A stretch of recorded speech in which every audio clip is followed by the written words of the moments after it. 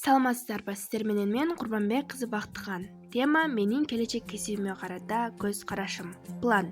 Биринчи, мен бул кесипти тандоодон мурда кандай көз карашта элем? Экинчи, бул сабакты окугандан кийин эмнелерди үйрөндүм?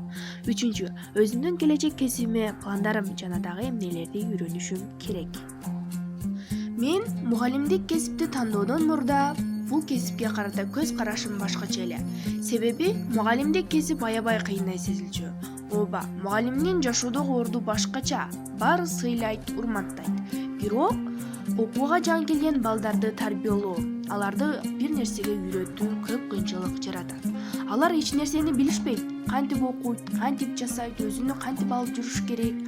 Ал нерселерди үйрөтүүң керек. Мугалим өзү ар тараптуу болуш керек. Билимдүү, тобокелчи, мээнеткеч, аракетчен, чыгармачыл болуусу зарыл.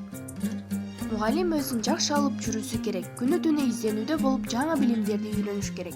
Эгер мугалим жаман, билимсиз, сабагына көңүл кош мамиле жасаса, бул туура эмес. Башкача айтканда, мугалим дагы эмес. Сенин балдарга берген билимиң, тарбияң менен баланын келечегин, тагдырын чечип коюшу мүмкүн. Ошол себептен мугалимдик кесип кыйын, анын иши татаал деп ойлойт элем. Бирок бир жагынан алып караганда аны үйрөтсөң болот.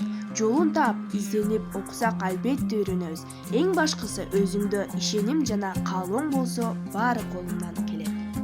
Мен да өзүмө ишенип, мугалимдик кесип эң ыйык жана улуу экендигине ынанып, ушул кесипти тандадым.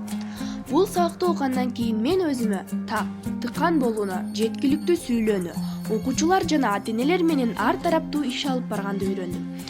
Ошондой эле Схомлинский айткандай, эгерде мугалим начар болсо, эгерде анын жеке билимдери илиминин өнүгүшүндө артта калса, анда анын начардыгы өзүнүн окуучулары менен келечекке өтөөрүн билдим.